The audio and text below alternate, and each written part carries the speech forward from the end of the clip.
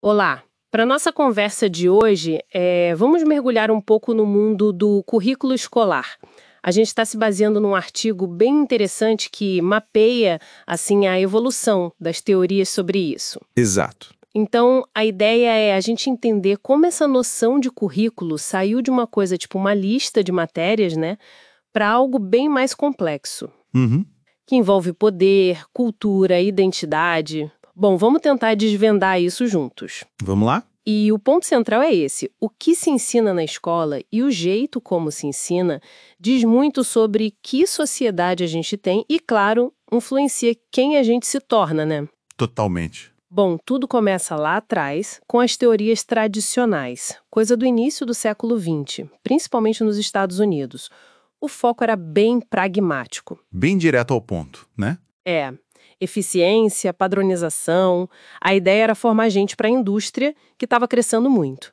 Nomes como Bobbitt e Tyler são chave aqui. A pergunta era, o que a gente ensina e como mede se o pessoal aprendeu? Exatamente.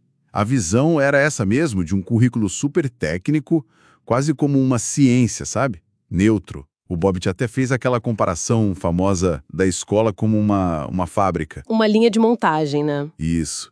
E o Tyler depois deu uma organizada nisso, com aquelas 4 perguntas clássicas. Que objetivos a escola tem? Que experiências levam a esses objetivos? Como organizar tudo isso? E, por fim, como avaliar? O mais interessante, eu acho, é ver como essa abordagem que se dizia neutra, na verdade servia muito bem aos interesses econômicos da época. Tinha gente pensando diferente, claro. Sim, sim. Tinha o Dewey, por exemplo, falando mais da experiência do aluno, da democracia na escola. Mas a linha principal era essa mais técnica mesmo. Mas aí, né, chegam os anos 60, 70, um monte de coisa acontecendo no mundo. O cenário muda. E surgem as teorias críticas, e elas chegam com os 2 pés no peito, dizendo: olha, currículo não tem nada de neutro, é um campo de batalha. É sobre poder, sobre ideologia, sobre reproduzir as desigualdades que já existem. Aí a conversa fica bem mais quente. Fica mesmo. As teorias críticas realmente viraram o jogo. A ideia central é que a escola, muitas vezes, sem querer ou sem perceber, acaba ajudando a manter a estrutura social como ela é. Como assim? Bom, tem a ideia de que a escola ensina coisas diferentes para classes diferentes. Tipo, para uns, ensinar a obedecer, para outros, a ter mais autonomia. Meio que espelhando o mundo do trabalho, sabe? Entendi. E tem aquela história do capital cultural também, né? Exato. Isso é um conceito-chave do Bourdieu. O currículo, muitas vezes, valoriza um tipo de conhecimento, uma cultura que é da classe dominante. E quem não vem desse meio já sai em desvantagem. A cultura vira, tipo assim, um campo de luta. Faz sentido? E outros pensadores, como Apple, começaram a perguntar: peraí, mas quem decide o que é conhecimento importante? O que é verdade? E o Giraud, o Paulo Freire aqui no Brasil, eles foram mais longe. O Freire é fundamental, né? Muito. Ele criticou aquela educação bancária, que é só depositar conteúdo na cabeça do aluno, e propôs a educação problematizadora. Diálogo, conectar com a realidade, transformar. O Giroud também fala muito em emancipação, em política cultural. E falando nessas coisas que não são ditas claramente, isso puxa o gancho para o currículo oculto. Aquilo que a gente aprende na escola, mas que não está no plano de aula, né? Exatamente isso. São as regras não escritas, os rituais, o jeito de se comportar, de se relacionar, coisas como pontualidade, respeito à hierarquia, até um certo conformismo. A gente aprende sem nem perceber. Precisamente. E o problema é que muitas vezes esse currículo oculto acaba reforçando a ideologia dominante, sabe? De um jeito sutil, mas muito eficaz. Por isso é importante tentar desocultar isso, trazer para a consciência. Bem complexo. E depois dessa fase mais crítica, o debate não parou, né? Ele se ampliou. Sim, aí entram as teorias pós-críticas. Isso. O foco deixa de ser só a classe social e começa a olhar para outras coisas super importantes. Multiculturalismo, gênero, raça, sexualidade, as identidades de forma geral. Exato. As teorias pós-críticas trouxeram essa complexidade maior.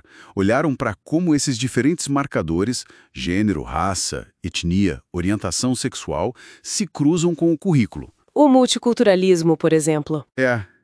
que não é só celebrar a diversidade, tipo festa junina e dia do índio. Na vertente mais crítica é questionar qual cultura ainda é vista como a principal. Por quê? Quem define isso? E o feminismo também entrou forte aí, né? Com certeza. Mostrando como o currículo historicamente foi muito centrado na experiência masculina, nos valores masculinos. As discussões sobre raça e etnia também foram cruciais para desconstruir visões de mundo eurocêntricas, racistas e valorizar outras histórias, outras identidades. E ainda tem o pós-estruturalismo, pós-colonialismo. Sim, que questionam a própria ideia de que existe uma verdade única, um conhecimento universal. Mostram como o que a gente considera verdade está muito ligado a relações de poder, muitas vezes herdadas lá do colonialismo. É uma desconstrução bem profunda. Uau! Então a gente saiu de uma visão do currículo como, sei lá, uma receita de bolo, para entender que ele é um território cheio de disputas, de significados, de poder, que ele forma a gente, forma a sociedade. É muito mais impactante do que parece à primeira vista. Sem dúvida. E entender tudo isso, ter essas lentes para analisar, é fundamental. Ajuda a gente a olhar para a nossa própria educação, para as escolas de hoje, com um olhar mais crítico, né? E abre espaço para pensar em mudanças, em práticas mais justas. Exatamente, porque o currículo não é uma coisa pronta, fixa. Ele está sempre sendo feito, refeito, disputado. E isso levanta uma questão importante sobre o que a gente valoriza como conhecimento hoje. Com certeza. Sabe, pensando nisso tudo, se o currículo da escola tem essas camadas todas, o que está escrito, o que está oculto, as relações de poder envolvidas, como será que a gente poderia analisar o currículo do nosso dia a dia? Como assim? Tipo, o que a gente consome de notícia, as redes sociais, a publicidade, será que não existem ali também regras, valores implícitos, meio ocultos, que vão moldando o que a gente acha que é importante, o que é verdade? Isso tudo para além da escola, né? Fica aí a reflexão.